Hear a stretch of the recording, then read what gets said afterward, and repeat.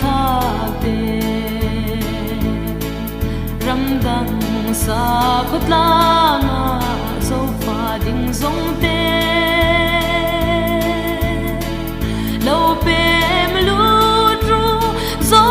fa kan ram run le vang khwa ya zo fa nun na le pan ro re kim atang ole huan zo ram mo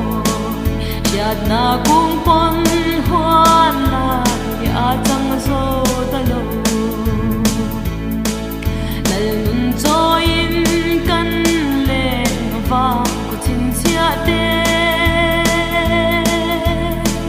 sem sem dam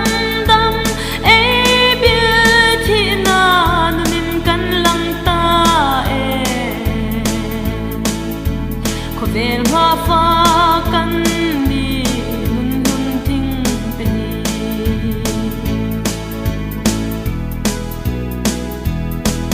zo mi nun moi ram nge ni lal pat lam chua ram mi zo vin kan lua e mi zo ni na e nam dang ni na rong kai ma ngai lal pan min li thak sa lal ram thuam kim kan dang silo ole huan zo ram mo siat na kung pon huan la ya tang zo ta lo lal nun zo in kan le va ko chin sia te sem sem dam dam e beauty na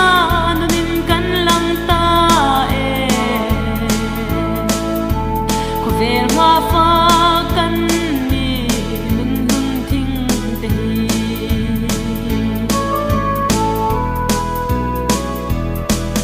lal huan mo hi zo ram mi zo te le na lal da na om te hian pa fungan cho ye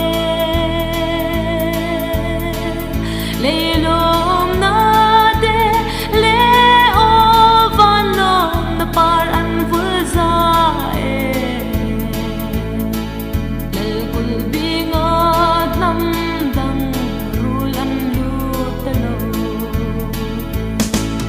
o lal huan zo ram mo siat na kung pon huan la ya tang zo talo lal nun zo in kan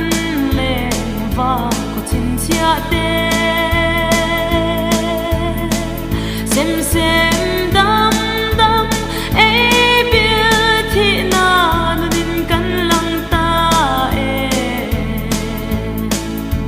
ko ver ma fa kan ni nun hun thing te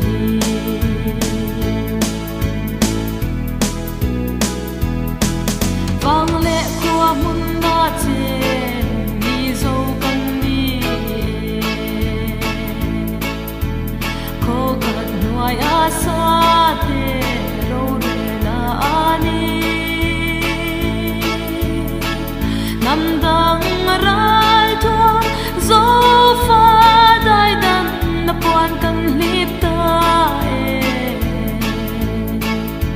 mi thiang trong trai kan ram atua me